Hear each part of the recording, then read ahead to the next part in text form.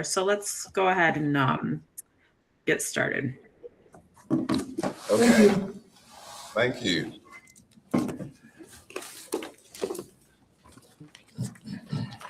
Maybe somebody else will join. We'll see. So Ms. Gallagher, our presentation today is about the multilingual education program in the international office, and I have Dr. Moore, who is our supervisor of multilingual education, here today to present that information and the update for you. And then we're going to be moving into our intervention programming. That's the second presentation for today, and that's the whole group that you see sitting in the back. They'll be presenting second. So we can go ahead and get started. Dr. Moore, if you'd like to go. Good morning. Thank you for the opportunity to share the work about our multilingual education program. I don't have a clicker. We'll get that for you. Probably should have thought about that in the 20 minutes while we were. Yeah.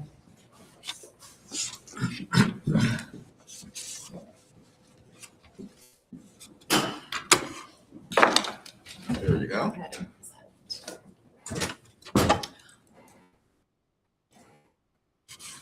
When you're in present mode, Caitlin, then Ms. Gallagher can't see the presentation.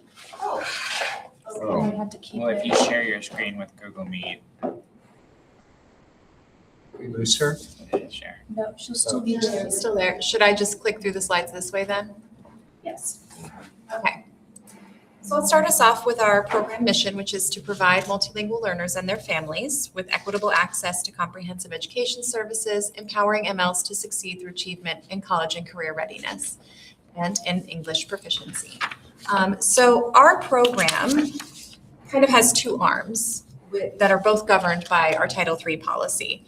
Our K-12 instructional program, and then also wraparound services that we provide through our international office. So today's presentation is kind of chunked into those two areas so that we can talk about our major bodies of work. For some additional context, there are currently just over 3,700 MLs in FCPS, which is about a 30% increase since 2021. Alongside the overall growth of our ML population, we've also seen a steady increase to the linguistic diversity represented by families within FCPS. There are currently over 100 world languages represented by our FCPS families, and the top 3 languages other than English are Spanish, Telugu, and French in that order. Within the ME program, the Multilingual Education Program, you'll likely see different designations about our ML students. And I just wanted to unpack them a little bit so you're aware of who we're looking at when we get into some student data. You might see kind of these first 3 groups referenced often through our accountability measures. Those are the groups of students that are reflected in our report card measures. It includes our active ML students, our parent refusal students, who are students who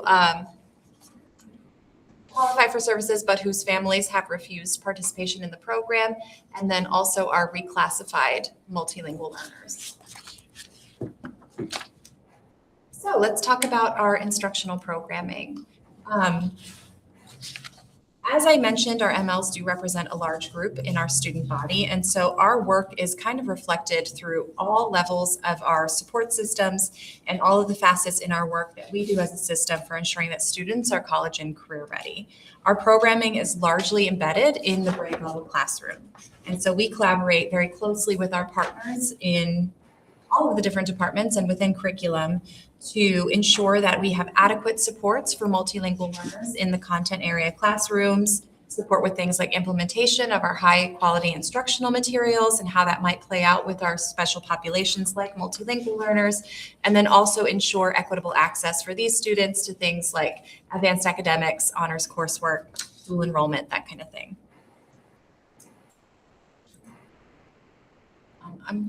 Beyond the work that we do in that learning journey to CCR for all students, our program also layers in the key strategies that are needed for supporting multilingual brains. And I was going to do an activity with you all today, but since it's just us and you online, we're going to skip that. But really the key takeaway here is that multilingual brains are pretty special.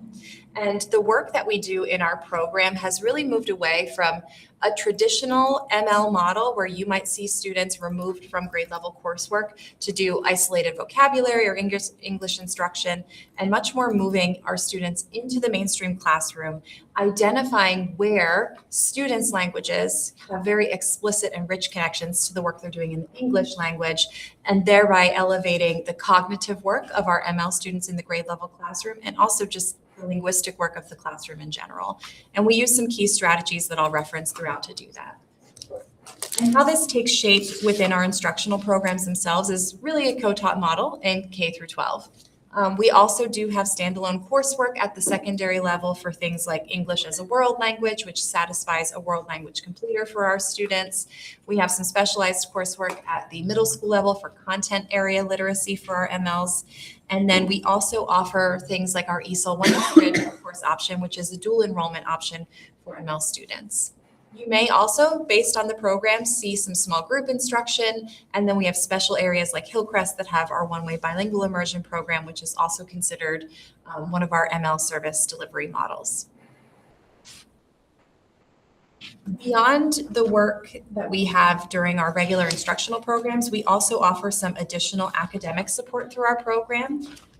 Things like our ME program Summer School, which runs annually and offers credit for high school students toward graduation. We have ML literacy and academic coaching programs, which are funded by Title III funds.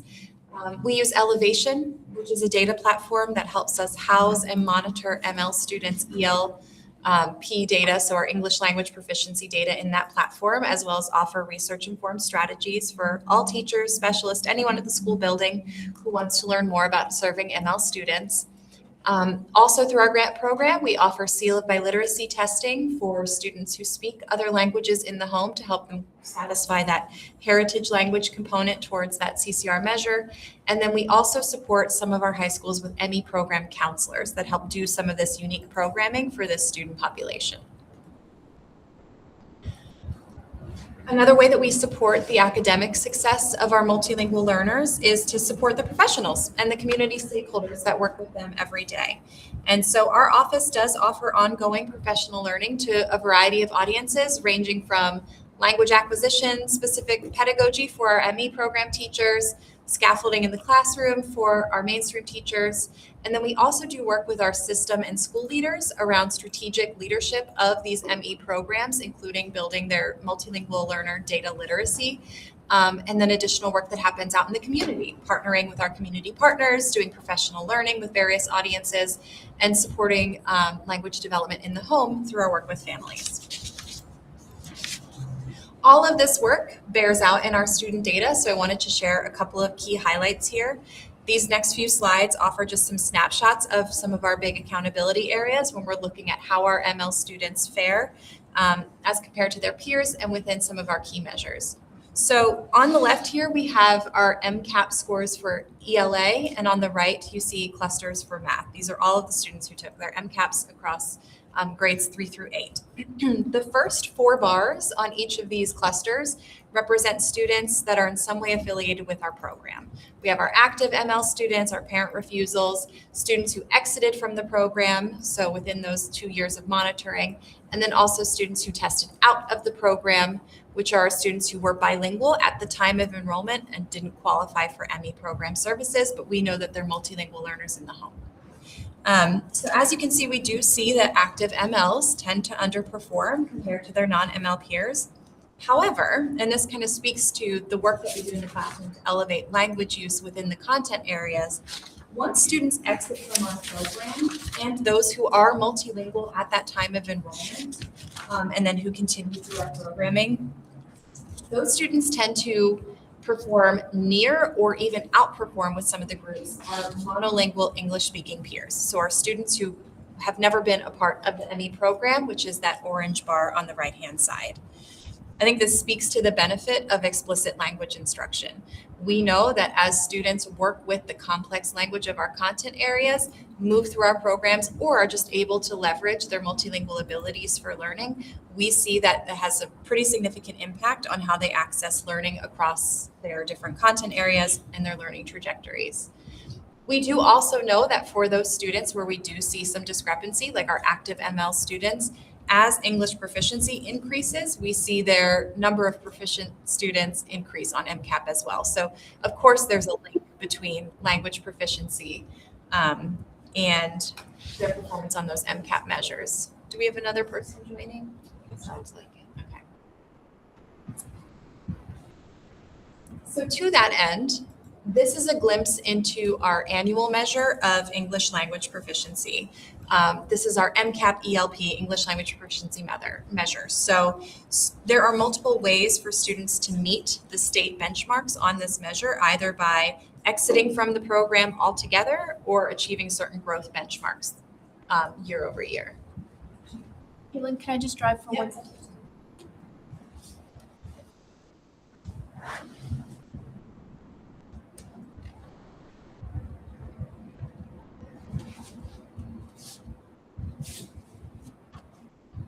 Sonia. Yes.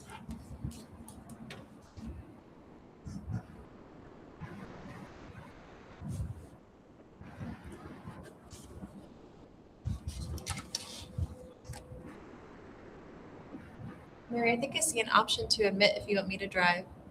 Sure, go ahead. Oh, she's gone. She dropped off. Okay.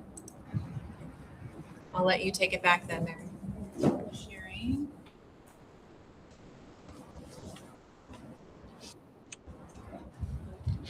Somebody came in. Oh, there she is. Okay.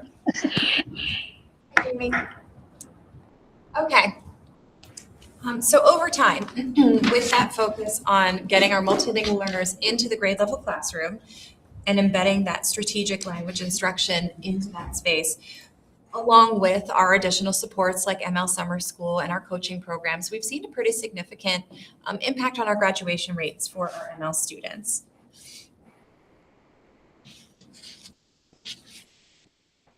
That kind of wraps up the time that we have for our instructional programming. I wanted to shift and share a little bit about that second arm of our program, which is our community services and engagement.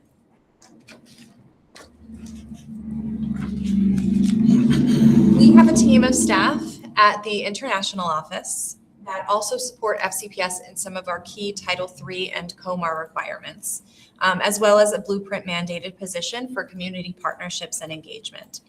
At the international office, we offer pre-registration for students who are potential MLs, so kids who qualify for our program and need to be screened to determine whether they qualify for services or not. We also do language assessments. This includes our language dominance assessment process for ML students who are being considered for special education services. We provide translation and interpreting services for the community, as well as community engagement and partnership work, as well as counseling resources for MLs at the school level. This allows us to provide wraparound services to families upon first engagement with FCPS and set our students up for success in school. And as I mentioned, the work in our program provides some of those key systemic communication resources. So school and central staff can communicate with our increasingly multilingual families across the system, whether or not they're included in our program, with a few specific tools that I'd like to kind of share with you. The first is Talking Points. That's a two-way messaging app that allows schools and parents to communicate directly in any language of their choice. So it's automatically translated, and so far this year, we've seen over 718,000 messages exchanged through schools and our parents. There's very high levels of engagement with this resource. It's well loved among our teachers and our families and allows for really seamless, immediate communication. When we do have families that need additional language support, we have a few options for interpreters. So Boost Lingo on-demand phone interpreting is a service that allows anyone in FCPS to pick up a phone and speak to a community member or a parent with a live language interpreter. And that service offers a variety of languages. All of the languages that we have in FCPS are covered through that service. And then we also do still provide in-person interpreters. So for community events, school meetings, parent-teacher conferences, IEP meetings, we do provide in-person interpreters. And we've covered over 3,351 parent meetings to date this year with interpreters through our contractors. And then finally, FCPS does staff several Spanish transcribers. This allows us to provide written communication to the community in Spanish as well as English. So with that, that's kind of a high-level overview. I did want to give a shout out to my stellar team who's here with me today. Our team does incredible work supporting this community, our instructional programs, our international office. So I've really appreciated the chance to kind of highlight some of the work that they're doing, and I'm happy to answer any questions anyone has. Ms. Gallagher, Ms. Monnier, thank you so much for jumping online at the last minute. We do appreciate it. To give Dr. Moore an opportunity to present today and enter this presentation into the record to the CNI committee. We know that you're here sort of unscheduled, so we will entertain any questions if you have them. I do, actually, and thank you. Well, first I want to thank Ms. Monnier too for jumping on this morning as well. This is a really important topic, and I think that it's one that's of great interest to our board. And so I am sad and sorry that the CNI members weren't present to hear it this morning, but I do have a couple of questions. So my first one is really just around Title III funding, because we've seen sort of the threats of reduction in some of our title funding from the federal government. And so I'm curious what you all would see as the impact if Title III funding is reduced in future years. What would that mean for our students, for our community, in terms of the services that you all provide? Yeah, so a few of the key programs that I did speak to, our summer program, professional learning, we have a staff member here who runs that, and our tutoring and coaching programs are all funded out of Title III, as well as one of the teammates at our international office who does that language dominance assessment process for our special education ML students. So right now, the biggest challenge is the unpredictability, right? The constant hearing about how these funds might change and then being able to look into the future and effectively plan our programs based on our actual student needs and how things are going in our program.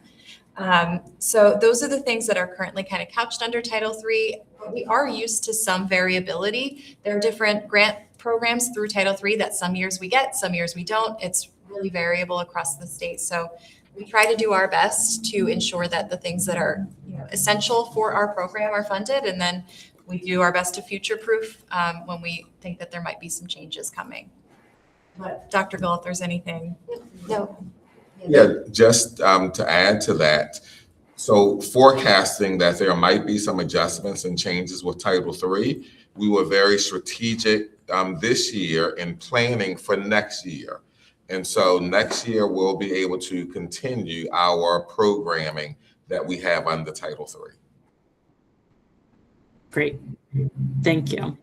And then my second question is really just around what impact you all have seen with the increased pressure on immigration, on our ML families and communities. Are you seeing lower levels of enrollment of our ML students? Are there concerns around engagement, or has that been relatively consistent from previous years? We have seen a decrease in enrollment this year. For the first time since the pandemic, we decreased in the number of active MLs that we've reported to the state of Maryland. Now, I'll also say in terms of the direct impact of immigration, we don't have that data. We only have bad proxies, right? So I can look at our ML student enrollment and tell you that overall we've had fewer students enroll, but we really don't have a way to measure or report whether or not those impacts are related to immigration.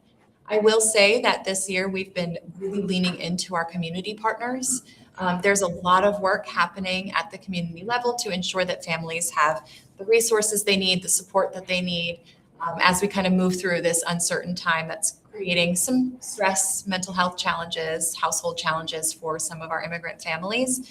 And our partners have been a phenomenal resource to wrap their arms around families in places where we can't measure or we don't necessarily have that reach.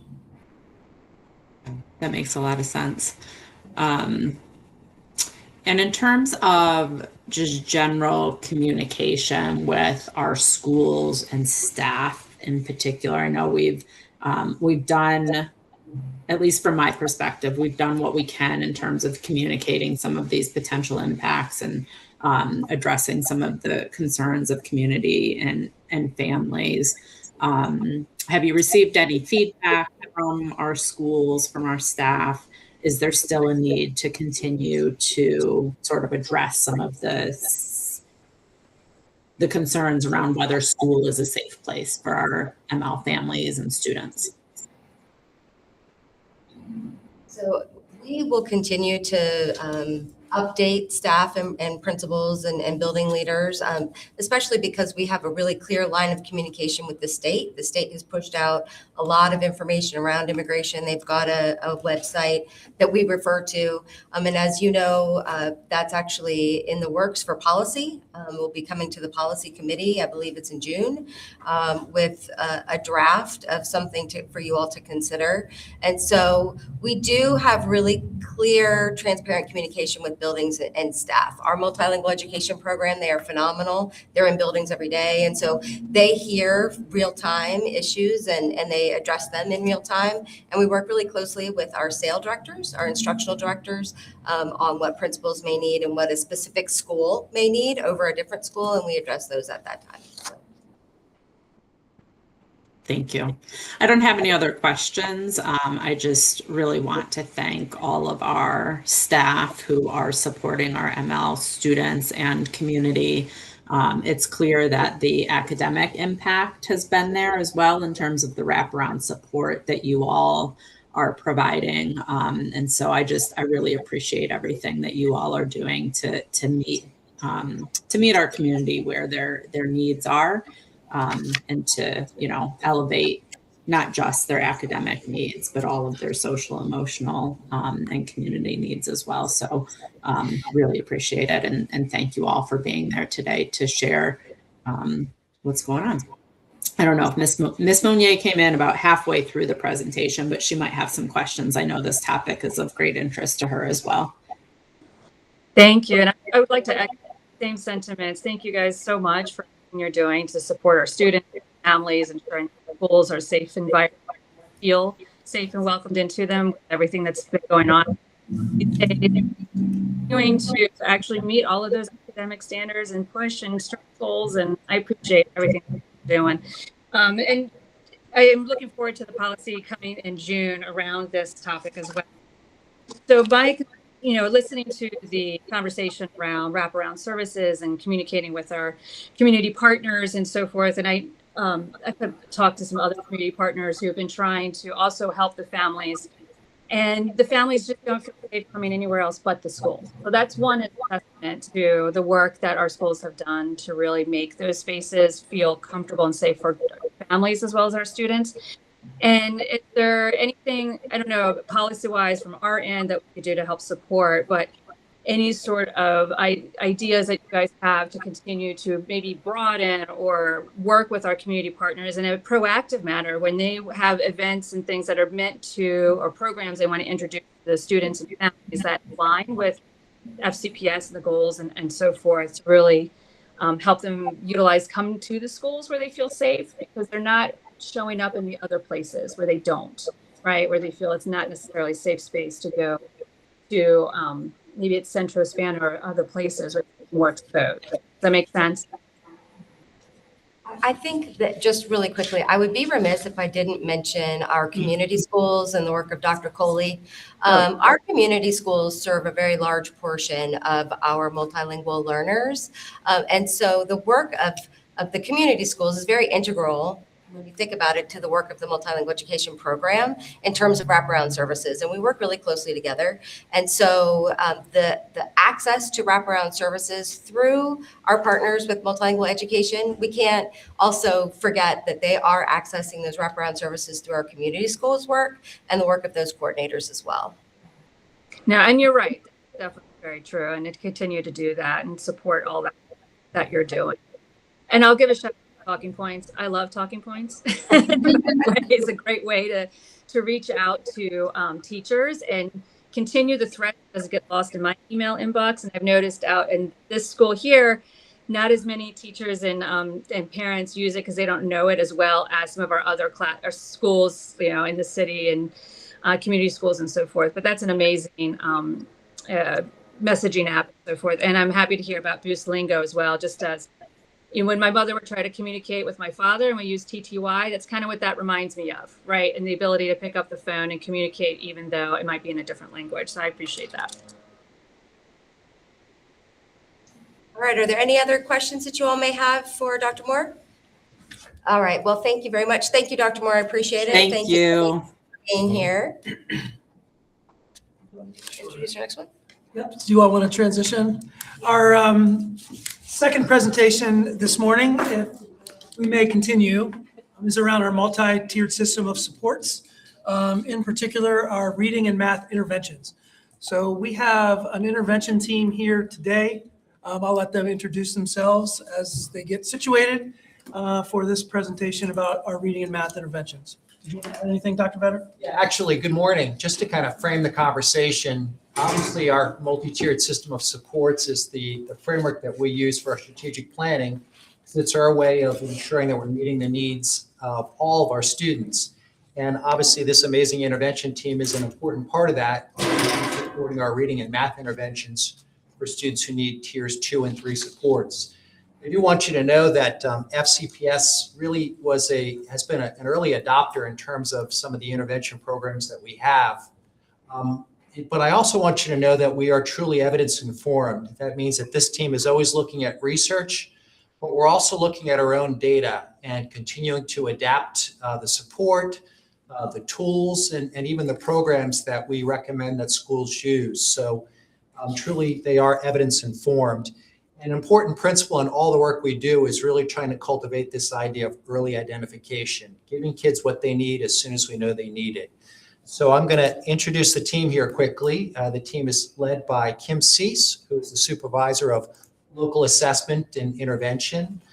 We've got next to her Jennifer Fleming, who is a teacher specialist for math intervention, and Brittany Garst, who is a teacher specialist for a reading intervention, and then Maggie Hawk, who's a teacher specialist for intervention and oversees some of our tier 3 programs. So let's hear from the team then. Cease. Thanks for having us today. We're going to give you an overview of our MTSS tiers of intervention today for students in reading and math. I want to talk a little bit about our multi-tiered systems of support for our MTSS system. As you'll see from the definition, MTSS encompasses the growth and success of our academic school system, but also behavioral and social emotional support as well. Today, we're going to focus on those academic supports that our team has in place for students and make sure that you understand the framework in the use of multiple data points to make decisions for kids in the supports. We have 3 tiers of supports that we want to give you an overview for today. So this graphic has been used with administrators in this school year. We've done a lot of strategic work to refocus to our multi-tiered systems of supports this year, especially in tier 1, looking at that scaffolded support for all students. This is the place where 80 to 100% of our students meet their needs academically. And so we look at what students need through our accelerated learning process, which is special to Frederick County Public Schools. And you've probably attended some of those ALP sessions out in schools where teachers are planning for the academic success for kids, both in language arts and in math. And then our tier 2 strategic supports, those exist for some kids who need more or over and above those tier 1 academics may need some strategic support as monitored by what we call our core teams. That's a group of stakeholders in the schools that take a look at our tier 2 academic interventions. Sometimes they decide that an intervention is appropriate and a student should enter. Then they monitor that student's data within census assessment windows, typically 3 times a year. Some core teams meet even more often than that.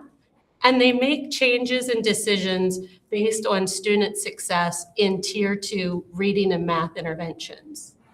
And then our top tier is usually 5% of students. And that top tier is intensive support. It's typically a little more individualized for students. It's few students who are in need of that top tier of support. And the students are referred to a student support team or an SST team that takes a look at those tiers of kids to make sure that we have the right academic growth in our tier 2 or our tier 3 intervention programs. Okay, so with that, we're going to move into math intervention and give you a little bit more specifics about how that's working this year in our school system and forecasting some things that we have coming up in the future. Good morning. So I would like to explain just kind of our process for identifying students that might need some tier 2 or tier 3 supports, as well as our programming options, a possible scenario for what that looks like for a student, and then as well as what is coming in the future, as Kim just mentioned. Just as we do in our tier 1 classroom, we analyze multiple data sources for our students to determine what additional supports they might need or more intensive tier 2 or tier 3 interventions that they may need. We start by analyzing our census data that we use across our schools. And so that could include our kindergarten readiness assessment that was implemented this year. That could also include our iReady diagnostic assessments that we use at both elementary and middle school, as well as our ALEKS knowledge checks. And we look at all of that data to determine groups of students that we might want to dig a little bit further into to do really diagnose and determine what needs that they might need. We also look, knowing that we want to include the whole child, we also look at our local assessment data, which might include our multi-unit interim assessments, as well as our core module assessments in the grade level classrooms. Also, we look at MCAP data, we look at their intervention history, WIDA access scores. So we're really looking at the whole child and looking for consistencies in areas of need. This year, knowing that how important and the high level of need for early intervention, we implemented the universal screeners for number sense, as well as the pre-assessment associated with our new Kickstart programming. And we are focusing that this year on kindergarten, but schools have opted on their own to kind of take those resources and use them with all of their students because of the valuable information that comes from those. And so from those assessments, we look at the standards and the skills that students may demonstrate needs with, and we determine the appropriate programming for those students. At our elementary level, K through 5, we offer several math intervention programs that vary in level of intensity as well as skills. So the top 4 that you see moving from left to right, that's level of intensity with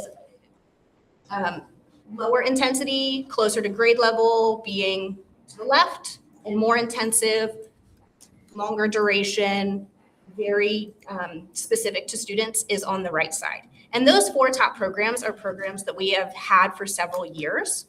Do the Math and Math Navigator are more module-based, skill-based. So if we think we have a student, or if we have students that need supports within addition and subtraction, we can focus on those skills and those programs. If we have students that may need some work with problem solving, we can pull from those programs as well.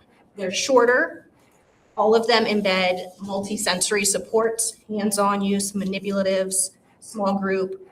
And those programs tend to move a little bit quicker for students so that we can move them in and move them out of intervention. Number Worlds focuses more on kindergarten and first grade skills.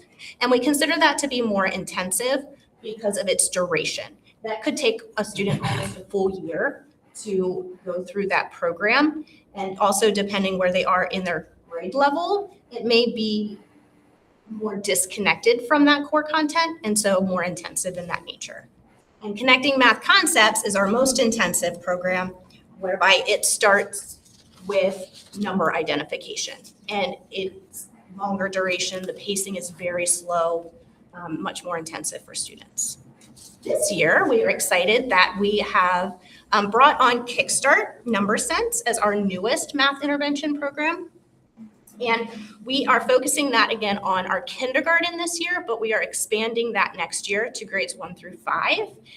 And we are also bringing on its precursor, which is called Early Number and Counting, because we recognize that we have some students that still struggle with just writing their numbers or might need some more one-to-one correspondence work, as well as even fine motor finger manipulation. And so we're excited to expand that next year for Kickstart and really dig into those number sense skills that we know that our students need. That program can be considered tier 2 or tier 3, depending on the grade level of student, intensity, pacing also. At middle and high school, it looks a little bit different because these are course-based. So our tier 2 supports at both the middle and high school are embedded into our on-grade level year-long courses, as well as throughout our use of extended learning time or high school set time. Our tier 3 support at middle school is what we are called is math readiness. It is a specially designed tier 3 multisensory focused course that is intended to remediate and accelerate students towards being algebra ready by 9th grade. So these are our students that are significantly below grade level that need multisensory, hands-on, use with manipulatives, need to go back and work on those early operation skills in order to progress and be algebra ready. In high school, algebra readiness looks very similar to that. It is a year-long course. It is co-taught. Students are working on those same skills, but we cycle in, work with expressions and equations throughout to ensure that they are algebra ready for the next year. These students do not take MCAP at the end of the year. So the intention is that the following year, they will take Algebra 1 with MCAP. Now, next year, we need to adjust what this looks like because of our new math policy that states that every student must be enrolled in a grade level experience. So we will not be offering algebra readiness next year, but we are working very closely with our secondary math team to develop an Algebra 1 year-long course with embedded tier 2 and tier 3 supports. It is a very purposefully structured course design that built in those multisensory supports, remediation. We will be using iReady Pro. So these students will be experiencing the Algebra 1 experience. We'll be taking Algebra 1 MCAP at the end of the year, but it is very purposely designed to address the needs of the students in that particular course. With our focus on kindergarten this year and that early identification and early intervention, I wanted to share with you what that looks like and what that has looked like this year in our school buildings. So we have identified two kind of gatekeepers, if you will, for scores that to identify students that may need some additional needs in kindergarten so that we can get them early. And so we've been using the kindergarten readiness assessment as well as the iReady BOY diagnostic for any elementary school that opted into taking it at the beginning of the year. What this did for our school buildings was kind of created a watch list for them. And from there, we administered the universal screeners for Number Sense. It is an interview-based assessment. It takes 3 to 5 minutes on average for a student, kind of like Dibbles in a way. And the teachers gave that or the specialists, excuse me, gave that at the end of term 1 to look at skills and standards and really diagnose areas of needs for students. And if students scored below basic or well below basic, we gave them Kickstart, and they started that program in kindergarten at the end of term 1. And if we had students that performed at basic, they started supplemental instruction at a tier 2 level within their classroom and in small groups. We have a lot of exciting accelerations in math intervention this year, including, as I mentioned, the systemic implementation of universal screeners for number sense at that kindergarten level, as well as Kickstart Number Sense. We also worked closely with our elementary team to develop supplemental instruction resources and progress monitoring tools for grades K through 5 that align with our new Maryland Numeracy Development Framework. And as I mentioned, collaborating with our secondary math friends regarding the implementation of our interventions at the high school and the middle school to align with our math policy. And as we look forward, this year, we had a request for proposal approved, which the board approved several materials that we could use in the future for math intervention, and we are field testing some of those programs next year in school buildings. We will continue to refine our professional learning related to our programs, and we will continue to implement our Tier 2 and Tier 3 practices within our high school course. So that is an update on math intervention. Passing along to reading. All right, now we're going to hear from our reading intervention team as well. Hi there, thank you so much. We're going to talk about our reading intervention programming and also our screening that we do for our reading intervention MTSS. So we'll begin with our universal screening that we do for all of our students in K through 12. You can see that the boxes in blue represent the required assessments for those grade levels. And then we have a few others that you can see have a little asterisk, and this indicates that they can be used as a diagnostic after we identify a potential reading difficulty, but they are not required for students in those grade levels. So DIBELS is the primary assessment that we use for our universal screening, and that is recommended by MSDE. And we also use iReady at higher grades from grades 1 and up to identify students who have potential reading comprehension difficulties. So we'll just start with, I like to share this graphic as we talk about reading interventions so that we can sort of base all our knowledge in the way that we identify reading intervention programs and the way that we place students in those programs. So you can see this is the reading rope, and each skill of reading is represented by one strand, and they are all interwoven into skilled reading. Students need to be able to master all of these skills in order to have skilled reading. Generally, in reading intervention, we make word recognition a priority for specifically intervention because that allows the students to have the foundation for making meaning of the text and then moving into these language comprehension skills.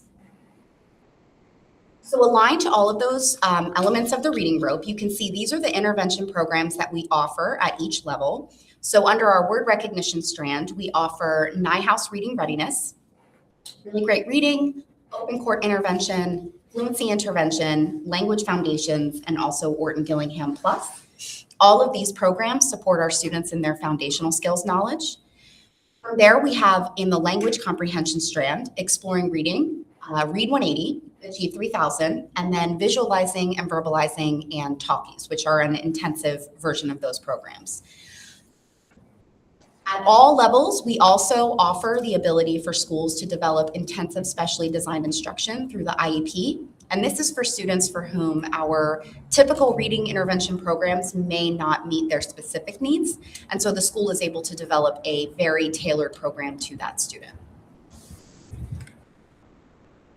So similar to math, we wanted to share a potential identification scenario that would show the way that schools use these materials for placement of our reading intervention students.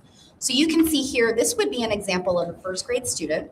In kindergarten, they began at middle of year scoring well below on their DIBELS assessment. Now, the specific areas where they scored below were letter naming and also phonemic awareness, which are really the foundation of reading skills. Our students really need to know the letters of the alphabet, and phonemic awareness represents their ability to separate sounds in a word. So this would be a student who would be enrolled in the NIHOUSE initial schedule for reading readiness. That program really focuses, again, on the students' letter naming and also their phonemic awareness.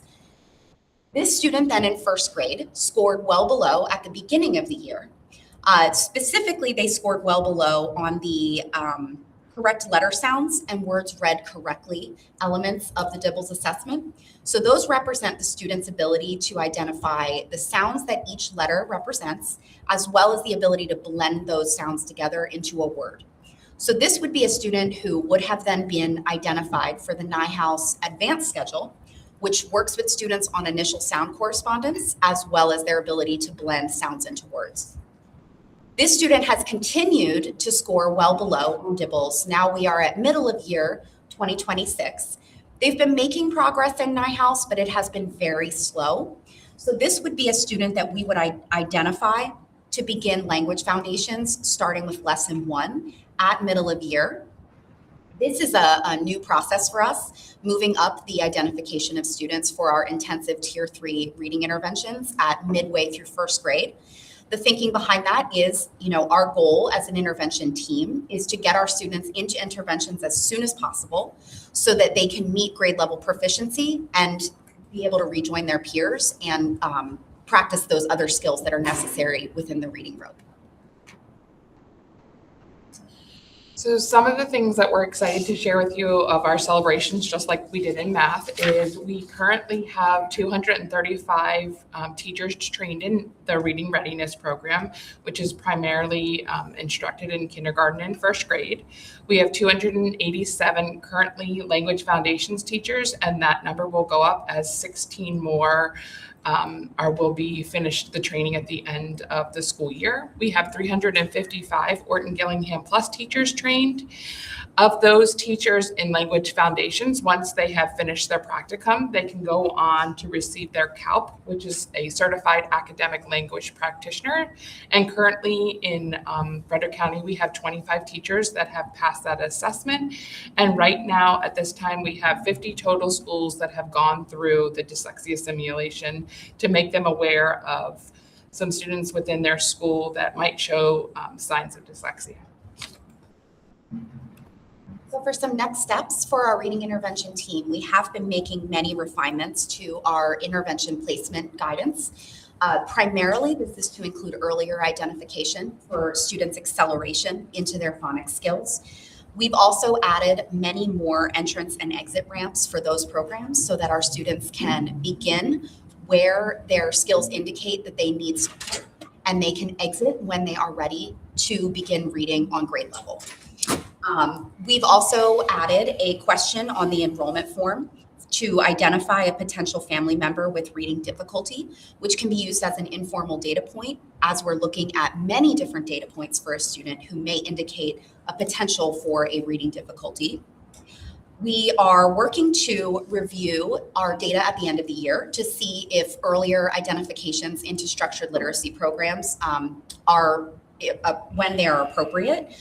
We have found this year, we've been at some schools adjusting some of they've been trying for us adding students into interventions earlier than what was previously recommended.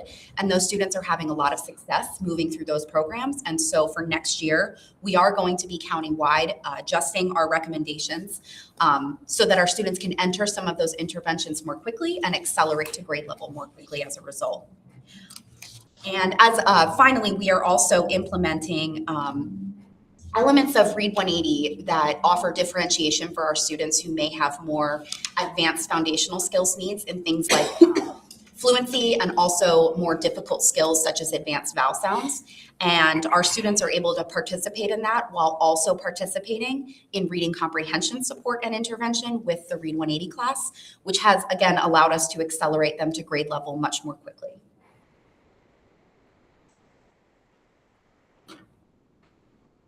So as you've heard from the team, we are constantly evaluating our work.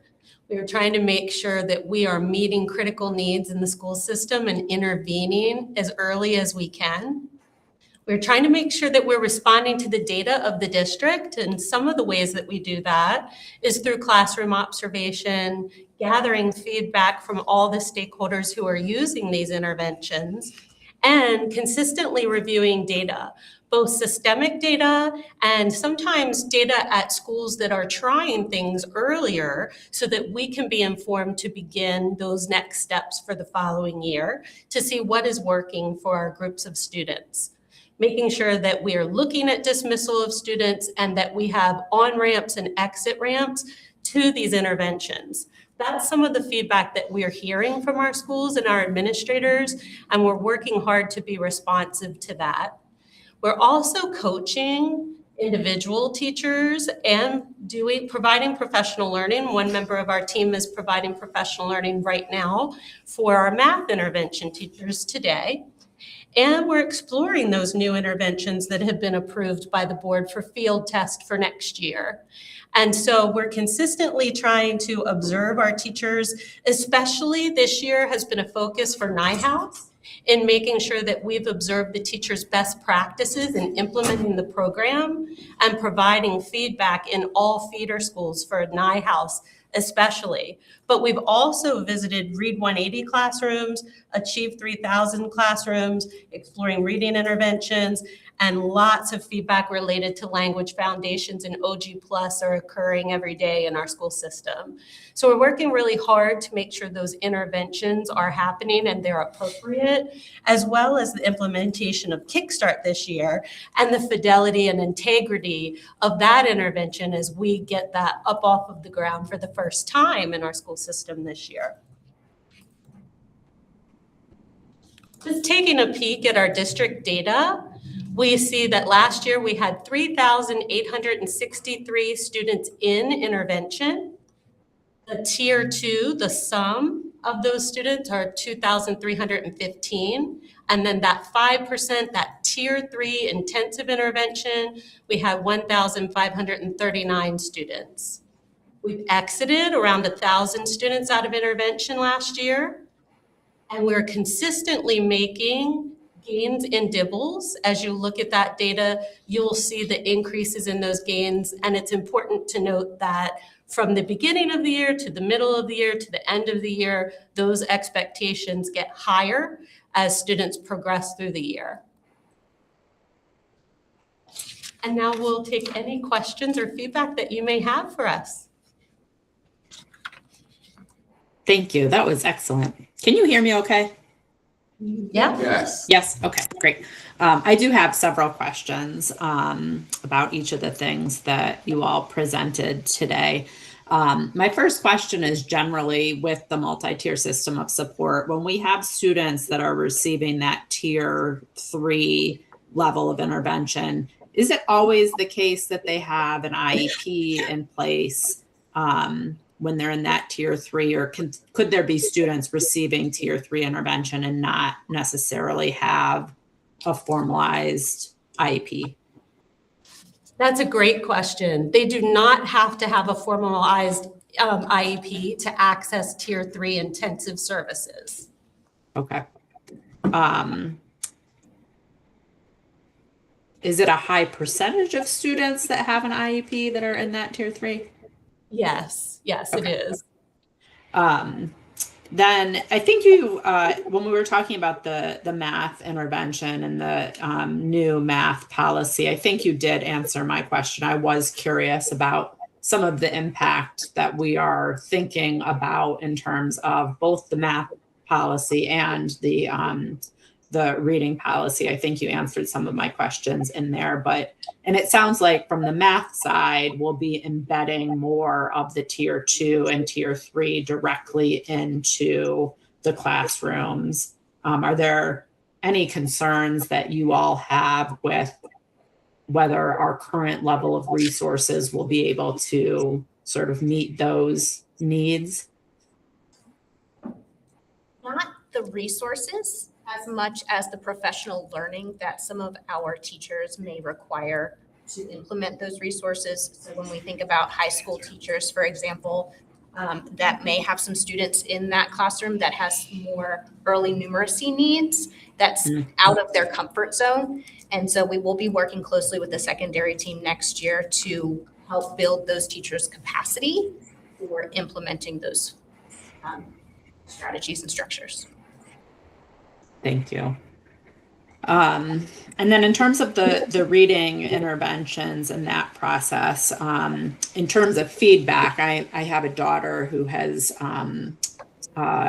experienced reading interventions since she was in 2nd grade. She's now in 5th, and the amount of progress that she made through having those interventions, just like outstanding, phenomenal. So thank you all for the work that you all do, because I've seen that firsthand through my own experience.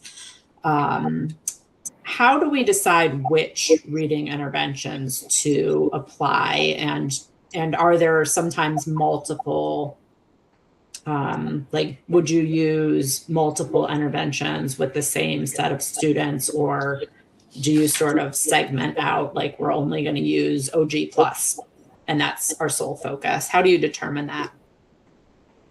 So definitely we start with multiple data points to make some of those decisions about what intervention is appropriate.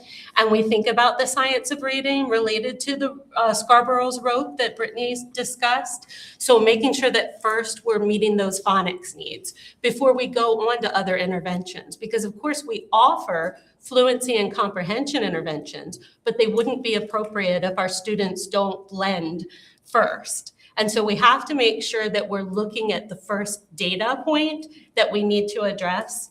And then from there, we take a look at the learner and what will meet the learner's needs best. So at times, we have students who can quickly memorize skills and understand routines and can work at a pace that might lend itself well to a Tier 3 intervention like Language Foundations. And we might make that decision based on the learner and the data that we're seeing. Do you want to add anything, team?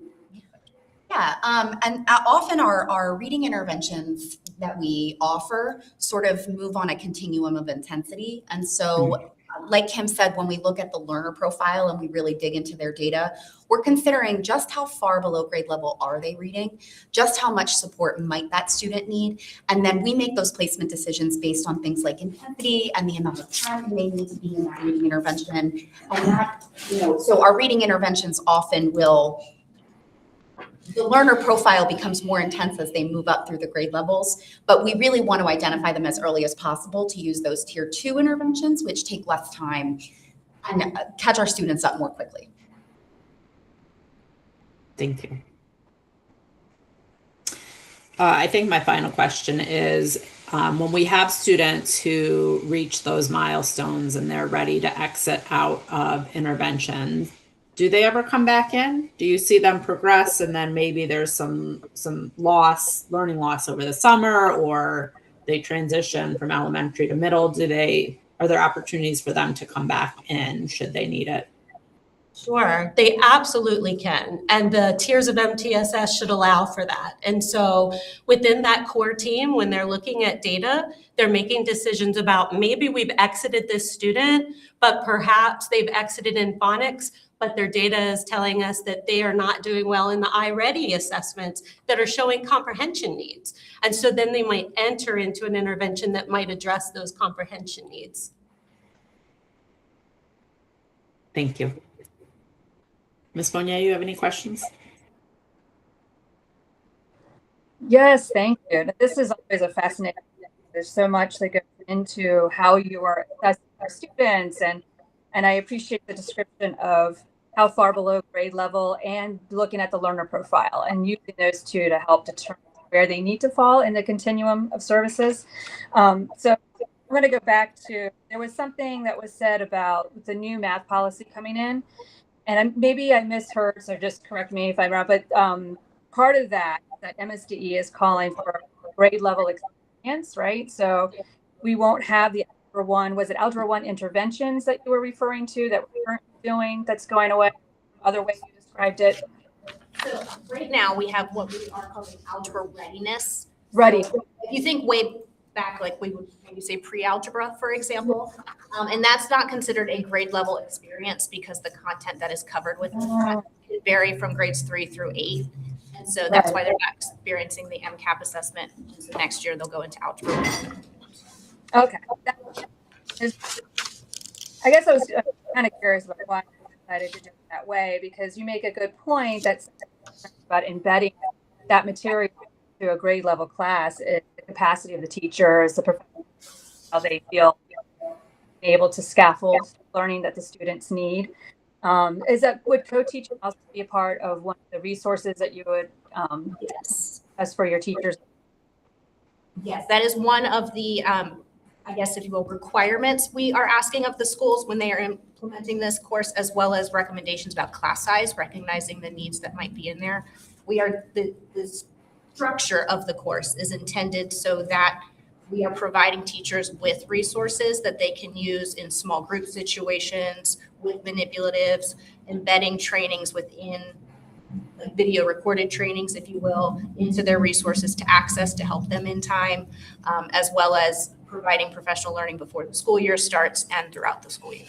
Yeah, that's a lot doing that. Are you providing any sort of guide to help with, not just our element, so this is all across the state, having to work with it? Are they offering guidance on how to scaffold it for our teachers, or even metrics about how quickly they expect everybody to be, to meet their expectations, up that way?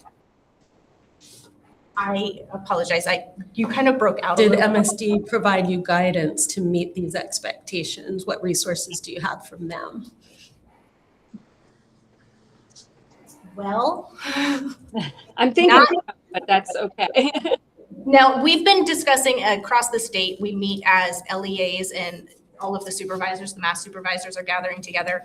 And so throughout those meetings throughout the school year, we have been collaborating across with other math supervisors, discussing what's working in their system, what tools are they using, hearing about intensive tutoring services that other districts are offering, and exploring ways that they're implementing that. So yes, they are providing us resources in that aspect of collaboration, and kind of That's taking good. each other's brains, if you will. Yeah, no, that's great. That's a great way to do it, right? Collaborating with A's and getting ideas that may work helpful. I was curious about, this is going to the 5% decline, one or more levels of interventions. And this is under the reading intervention section of the package. My understanding is that third grade, that was the metric MSE is using static grade level, which may pull the child back with the permission of the parent. Was this the first year that we implemented that? Yes. You're asking about retention? Or about if we're holding if the third grade student hasn't met grade level reading, and under the science of reading and the guidance from MSDE, if I'm not mistaken, and correct me if I'm wrong, there's a conversation that happens with the parent about either holding the student back 1 year so they can get to grade level before moving them on to fourth grade. Yes, we haven't started those conversations yet. We're not required to for another year, I think it is. 2 years. But we are required to implement a reading intervention plan for any student who is scoring in K-2, at K-3 in the fall, on well below in DIBELS. Gotcha. So we'll be meeting with parents, and it'll likely be in this fall's October conferences to educate parents of students who are K-3, to let them know that their student has this plan, and this could be what's coming. Okay, no, that's fantastic. I can foresee a lot of difficult conversations, right? And it's interesting you said, and it's well below grade level. So it's not just at grade level. It's, there's a metric that's being used that's well below grade level for that conversation, correct? Correct. It's a DIBELS score, composite score that we'll use for well below. Okay. And so students who are below we'll also intervene with, but well below will require this plan. Okay, that's good to know. I appreciate that, because that'll come back. Those questions will come back to us. I'd like to be able to answer them appropriately. Okay, I'm going to see if I was writing a lot of notes. I'm just double checking. Oh, you had mentioned that one of the new things you all are doing is on that initial, a parent comes into the K kindergarten and taking a questionnaire, and one of the questions you're asking is if the parent or any family members may have difficulty in reading. Is that something that maybe if they said no, because maybe they didn't understand the question or they just didn't feel comfortable answering the question, but through conversations with the educator or the administrators, could they include that information later on so that you have it and can capture it while you're working with the student? Sure, absolutely. When we're meeting with kids and taking notes about those characteristics related to reading, we would certainly ask a parent if there was a history of that in their family or a history of dyslexia in their family. We would want to know that because we know the research says that that makes it more likely if the student is struggling that they're going to have those difficulties that we want to address very early. That's fantastic. Thank you so much. It's a lot of work. And Scarborough's Road. Now I've got something else, a little rabbit hole of information. I think it was actually pretty fascinating. I appreciate that graphic. Thank you, guys. Thank you, team. Okay, Ms. Gallagher, Ms. Monnier, thank you once again for jumping on at the last minute and allowing us to proceed with our meeting. For the committee and for the public, our last meeting of the year is in June. We will cover the virtual school as well as our media services and digital tools for the June meeting. Anything else, team? Any other final comments from board members? Thank you, guys. No, just, yeah. Approving Yep. minutes from this meeting? Yes. Thank you very much for jumping on. We appreciate you. Thank you. And I realized that I probably should have formally called the meeting to order when I joined because I was the first board member. So we'll assume that that happened and now we can formally adjourn. We couldn't vote on the meeting minutes at the beginning of the meeting because we didn't have enough board members to join, but really appreciate you all being there. Both of these topics are really, really important. So appreciate all of the feedback and the work you're doing. Thank you. Thank you Okay, so thank you. much.